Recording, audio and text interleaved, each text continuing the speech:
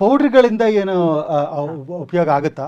ಪೌಡರ್ಗಳದ್ದು ಇದು ಬೇರೆ. ಈಗ ಫಾರ್ ಎಕ್ಸಾಂಪಲ್ ನೀವು ಹೇಳಿದ್ರೆ ರ್ಯಾಷಸ್ ಬರುತ್ತೆ ಅಂತ. ಒಂದಷ್ಟು ಜನಕ್ಕೆ ಸ್ವೆಟಿಂಗ್ ಜಾಸ್ತಿ ಆಗ್ಬಿಟ್ಟು ಸ್ಕಿನ್ ಫೋಲ್ಡ್ಸ್ ಅಲ್ಲಿ ಫಂಗಲ್ ಇನ್ಫೆಕ್ಷನ್ ಆಗುತ್ತೆ, ಅಂದ್ರೆ ಕಪ್ಪಗಾಗಿ ತೂರಿ ಬಂದು ತುಂಬಾ ನವೆ ಆಗುವಂಥದ್ದು ಅಂತ ಕೇರ್ಕೊಂಡು ಗಾಯಗಳು ಮಾಡ್ಕೊಳ್ತೀವಿ. ಆವಾಗ ಈ ಪೌಡರ್ಸ್ ಯೂಸ್ ಆಗುತ್ತೆ. ಪೌಡರ್ಸ್ ಅಂದ್ರೆ ಏನು, ಮೇಲಿ ನಾವು ಟಂಕಣ ಭಸ್ಮ ಅಂತ ಹೇಳ್ತೀವಿ, ಅಂದ್ರೆ ಬೋರಾಕ್ಸ್ ಇಂದ ಮಾಡಿದ್ದು ಪ್ಯೂರಿಫೈಡ್ ಬೋರಾಕ್ಸ್ ಯೂಸ್ ಮಾಡ್ತೀವಿ ನಾವು, ಅದಕ್ಕೆ ಟಂಕಣ ಭಸ್ಮ ಅಂತ ಹೇಳ್ತೀವಿ.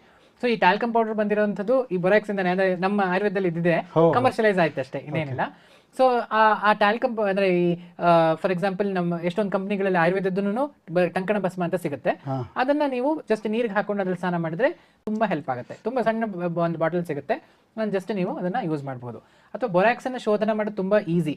ಈಗ ಬೋರಾಕ್ಸ್ ಅಂತ ಏನ್ ಸಿಗುತ್ತೆ ಅಂದ್ರೆ ಕೇರಂ ಪೌಡರ್ ಬರುತ್ತಲ್ಲ, ಅದನ್ನ ನೀವು ಬೋರಿಂಗ್ ಪೌಡರ್ ಅಂತ, ಬೋರಿಕ್ ಆಸಿಡ್ ಅಂತ ಹೇಳ್ತಾರೆ, ಅದನ್ನ ನಾವು ಇದಕ್ಕೆ ಒಂದು ಬಾಂಡ್ಲಿಯಲ್ಲಿ ಹಾಕ್ಬಿಟ್ಟು ಹುರಿದ್ರೆ ಅದರಲ್ಲಿರುವಂತಹ ಏನು ನೀರಿನ ಅಂಶ ಇದೆ ಅದು ಎಸ್ಕೇಪ್ ಆಗುತ್ತೆ, ಅಂದ್ರೆ ಅದು ನೀರಾಗುತ್ತೆ, ಆಮೇಲೆ ನೀರೆಲ್ಲ ಎವಾಪರೇಟ್ ಆಗುತ್ತೆ, then we get a whitish powder.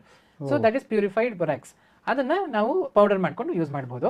But readymade available ಇದೆ ಆಯುರ್ವೇದದ ಅಂಗಡಿಯಲ್ಲಿ, ರೆಡಿಮೇಡ್ ಬೇಕು ಎಲ್ಲರಿಗೂ, ರೆಡಿ ಆಗಿರುತ್ತೆ, ತಗೊಳ್ಳಿ, ತೊಂದರೆ ಇಲ್ಲ. ಇದು ಕಾಸ್ಟ್ ಎಫೆಕ್ಟಿವ್ನೆಸ್ ಇದೆ, ಅಷ್ಟೆಲ್ಲ ಮಾಡ್ಕೊಳ್ಳೋ ಬದಲು ಇವು ಬೆಟರ್ ಬೈ ಇಟ್, ಯಾಕಂದ್ರೆ ಅದು ಪ್ಯೂರಿಫೈ ಒಂದು ಮೆಥಾಡಿಕಲ್ ಆಗಿ ಮಾಡಿರ್ತಾರೆ, ಹಾಗಾಗಿ ಇಟ್ ಇಸ್ ಈಸಿ. ಜೊತೆಗೆ ಅದು ಥೆರಪಿಟಿಕ್ ಆಗಿ ಹೆಲ್ಪ್ ಆಗುತ್ತೆ. ಜೊತೆಗೆ ನೀವು ಇನ್ನೇನು ಮಾಡ್ಬೋದು ಅಂತ ಹೇಳಿದ್ರೆ, ಯೂಶಲಿ ಈ ಥರ ನೀವು ಸಡನ್ ಆಗಿ ಎಲ್ಲೋ ಹೋಗಿರ್ತೀರಾ, ಏನೋ ಮಾಡೋಕ್ಕಾಗೋದಿಲ್ಲ, ಅವಾಗ ಏನು ಮಾಡಬೇಕು ಅಂತ ಹೇಳಿದ್ರೆ ಆದಷ್ಟು ಇದೆ ಕೊಬ್ಬರಿ ಎಣ್ಣೆ ಅಂತೂ ಎಲ್ಲ ಕಡೆ ಅವೈಲೇಬಲ್. ಈಗ ನಾವು ಟ್ರೆಕ್ಕಿಂಗ್ ಅಂತ ಹೋಗ್ಬಿಡ್ತೀವಿ, ಗೊತ್ತಾಗಲ್ಲ, ಬೆಳಗ್ಗೆ 8-9 ಗಂಟೆಲಿ ಎಷ್ಟು ಸ್ಕಾರ್ಚಿಂಗ್ ಇರುತ್ತೆ ಅಂದ್ರೆ ನಮ್ಗೆ ಆ ಬೆಟ್ಟದ ಮೇಲೆ ಕೆಲವು ಸರಿ ನನಗೆ ಬಹಳ ಸರಿ ಆಗಿದೆ. ಈಗ ಟ್ರೆಕ್ಕಿಂಗ್ ಹೋದಾಗ ಅಲ್ಲಿ ಏನೋ ಹೋದ್ರೆ ಆಮೇಲೆ ಎಲ್ಲಿ ಎಕ್ಸ್ಪೋಸ್ ಆಗಿತ್ತು ಸ್ಕಿನ್ನು ಬರ್ತಿದ್ದಂಗೆ ಉರಿಯಕ್ಕೆ ಶುರು ಆಗ್ಬಿಡುತ್ತೆ. ಆವಾಗ ನಮ್ಗೆ ಇದು ತುಂಬಾ ಹೆಲ್ಪ್ ಆಗುತ್ತೆ. ಅಂದ್ರೆ ಜಸ್ಟ್ ಕೊಬ್ಬರಿ ಎಣ್ಣೆನ ಹಚ್ಬಿಟ್ಟು ಅದಾದ್ಮೇಲೆ ಸ್ವಲ್ಪ ಸುಖೋಷ್ಣ ಜಲ ಅಂತ ಹೇಳ್ತೀವಿ. ಸುಖೋಷ್ಣ ಜಲ ಅಂತ ಹೇಳಿದ್ರೆ ಸುಖ ಉಷ್ಣ ಅಂದ್ರೆ ಉಗುರು ಬೆಚ್ಚ ನೀರು ಅಂತ ಹೇಳ್ತೀವಿ, ಅದಕ್ಕೆ ಸುಖೋಷ್ಣ, ಎಷ್ಟು ಒಳ್ಳೆ ಹೆಸರು. ಸುಖ ಉಷ್ಣ ಅಂದ್ರೆ ಉಷ್ಣನೂ ಇರಬೇಕು, ಬಟ್ ಸುಖವಾಗಿರ್ಬೇಕು ಅದು ಉಷ್ಣ.